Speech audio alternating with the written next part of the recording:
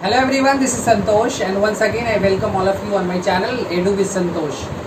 And today I am going to discuss a very important topic in physics, and that topic is difference between what is mass and weight. बहुत सारे लोग confuse हो जाते हैं कि मास और wait एक ही होता है, ठीक है। हिंदी में इसको क्या बोलते हैं? द्रव्यमान, और इसको बोलते हैं भार, ठीक है। द्रव्यमान और भार। अब इन दोनों में बहुत बड़ा डिफरेंस है, राइट। सबसे बड़ा डिफरेंस है, आपने इनर्शिया का नाम सुना होगा। इनर्शिया मतलब होता है जड़त्व। इनर्शिया क्या करता है? किसी भी बॉडी को रेजिस्ट करता है अपना दूसरा चेंज करने में, अपना दूसरे मोशन चेंज करने में, या मोशन से रेस्ट में आने में, ठीक है। वो मैं आगे पढ़ाऊंगा जब न्यूटन्स मोशन ला, तो उसमें पता चल जाएगा। बट इनर्शिया का मतलब होता है that is a resistant force, ठीक है। तो मास क्या करता है? मास एक्चुअली है क्या? Mass is the measure of inertia. किसी भी बॉडी का जो इनर्शिया का मेजर है वही मास होता है। जैसे मैं एक एग्जांपल दे रहा हूं, उससे आपको एकदम क्लियर हो जाएगा। मान लो ये टंकी है, ठीक है,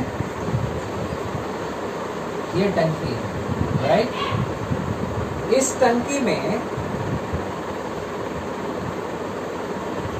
10 केजी हमने शुगर डाल दिया, 10 केजी शुगर डाल दिया, राइट। तो इस टंकी का जो मास होगा, मतलब उसका जो मास होगा वो हो जाएगा, ये इनर्शिया रेजिस्ट करता है, उसका मास क्या हो जाएगा? m इज इक्वल टू हो जाएगा 10। इसका ऐसा यूनिट है, ऐसा यूनिट क्या है? ऐसा यूनिट हो गया kg, राइट। मास का ऐसा यूनिट हो जाएगा kg, ठीक है।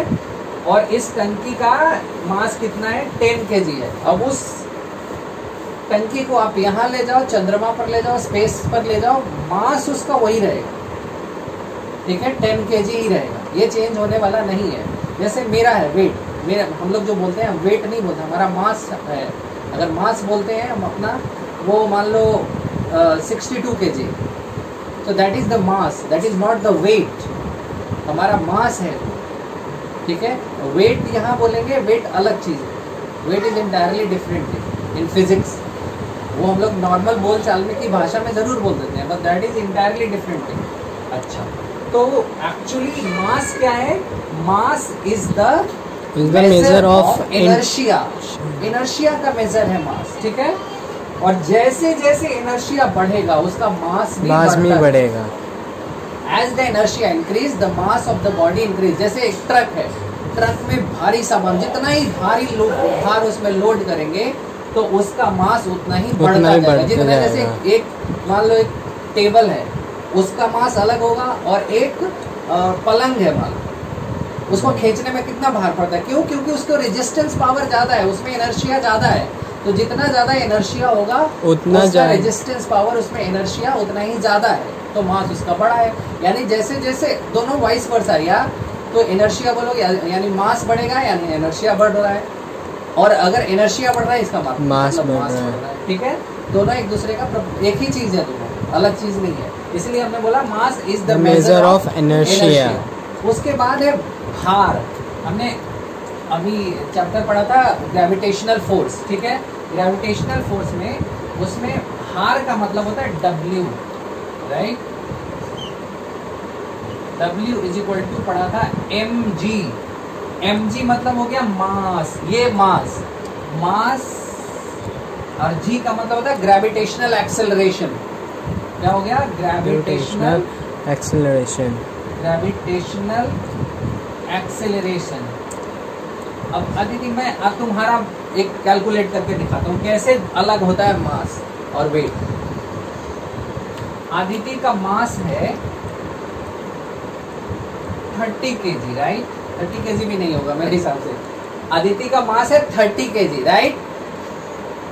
अब देखो, सी, हमारा जो G का वैल्यू होता है अर्थ पर, वो होता है 9.8 मीटर पर सेकेंड स्क्वायर।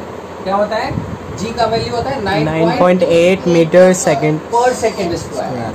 तो अदिति का वेट कितना हो जाएगा? वेट इज इक्वल टू होता है mass into acceleration, gravitational acceleration. तो मास कितना है? 30। ओके, उसके बाद 30 इंटू 9.8 मीटर पर सेकेंड स्क्वायर। मीटर पर सेकेंड स्क्वायर। दैट मीन्स 8 4 29, ठीक है, 294 kg मीटर पर सेकेंड स्क्वायर। तो इसका ऐसा यूनिट क्या हो गया? kg मीटर पर सेकेंड स्क्वायर, राइट। ये क्या हो गया? वेट हो गया किसका?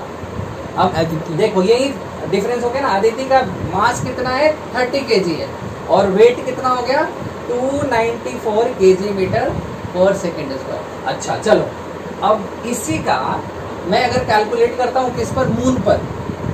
मून पर जो हमारा जो अर्थ पर वेट होता है, जो जी का वैल्यू होता है, वो मून पर 1/6 होता है, उसका 1/6वां भाग होता है, ठीक है। ये जान लेना चाहिए। मून पर जो ग्रेविटेशनल एक्सेलरेशन होता है वो अर्थ के 1/6 होता है। 1/6 का मतलब होता है अगर 9.8 है, इसमें ऑलमोस्ट 6 से डिवाइड कर, ये 6 से डिवाइड कर दो, ये आता है ऑलमोस्ट 1.62 मीटर पर सेकेंड स्क्वायर, ठीक है, 1.6 मीटर पर सेकेंड स्क्वायर। तो मून पर अदिति का वेट क्या होगा? Aditi weight on the moon कितना हो जाएगा?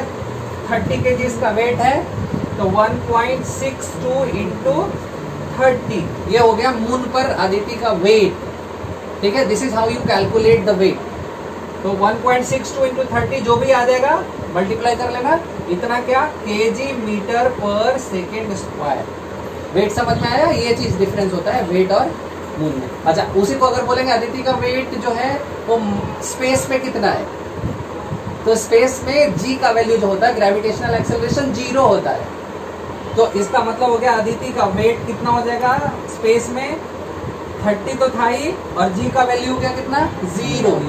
0 मीटर पर सेकेंड स्क्वायर। इसका मतलब उसका वेट भी 0 हुआ, तैरेगा ऐसे ही, कोई वेट ही नहीं है स्पेस में। अंडरस्टैंड?